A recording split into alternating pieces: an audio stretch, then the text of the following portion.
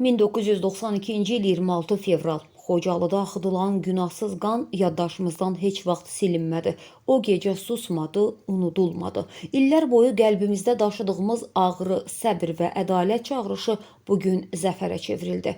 34-35 il öncə hansı məhrumiyyətlərlə üz-üzə qalıb bugünkü günə gəlib çıxdığımızı düşünəndə həqiqətən də necə böyük bir xalq, millət olduğumuz aydın görünür.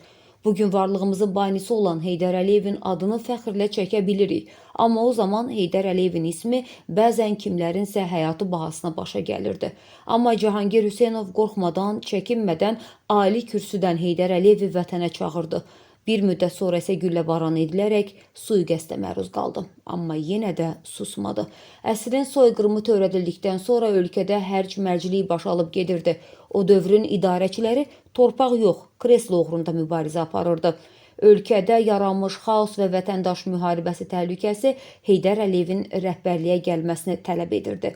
26 fevral faciəsindən sonra Ali Məclisdə fövqəladə iclas çağırıldı. O zamanki hakimiyyət Xocalı qətliamını xalqdan gizlətməyə çalışsa da, vətənini sevən, xalqının müqəddəratını düşünən oğulların sayəsində məkirli planları baş tutmadı. Deputat Cahangir Hüseynov çoxlarının cürət etmədiyi çıxışı Ali tribunadan edərək Heydər Əliyevin hakimiyyətə gəlməsini israrla tələb etdi. 34 il öncə martın 3-də Ali Məclisdə uca səslə Heydər Əliyevin adı çəkildi və bu tarixə ilk çıxış kimi də düşdü desək yanılmarıq. Cahangir Hüseynovun çıxışı Səs qəzetində 91-lərin yapın yaradılmasına təkan verdi. Biz bax bunları çıxan oğlanı yüzümüzə düşmən eləmişik. Gəlsin, otursun bizdən iştirak eləsin. Biz de baxalım, bizdən böyükdür, hamımızdan böyükdür. Mən elə gəlir ki, buradan yoksan olmaz. Heydər Əliyevin 1993-cü il iyunun 15-də hakimiyyətə qayıdışı xalqın tələbi və ölkədəki dərin siyasi böhran nəticəsində baş tutmuşdu.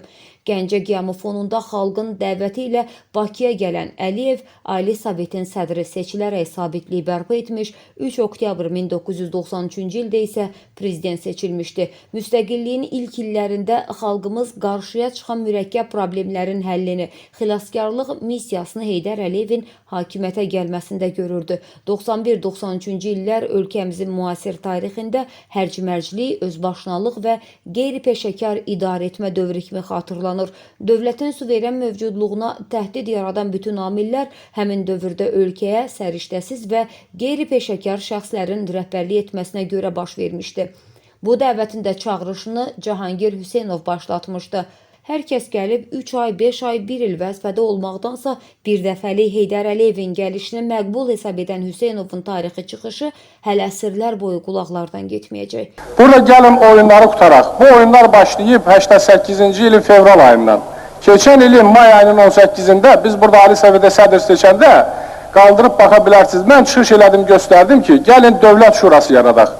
Bugün bizim respublikamızı bir dənə vahid qüvvə var, o da Heydər Əliyevdir bu çətinlikdən çıxartmağa. Ya onu Ali Sovetə sədr seçməliyik, ya dövlət şurası yaradıb onu sədr təyin eləməliyik. Qutarmaq lazımdır bu oyunları. Yalandan hərə gəlib 1 il, 5 ay, 3 ay Ali Sovetin sədri işləyib respublikanı bu çətin vəziyyətə salmasın.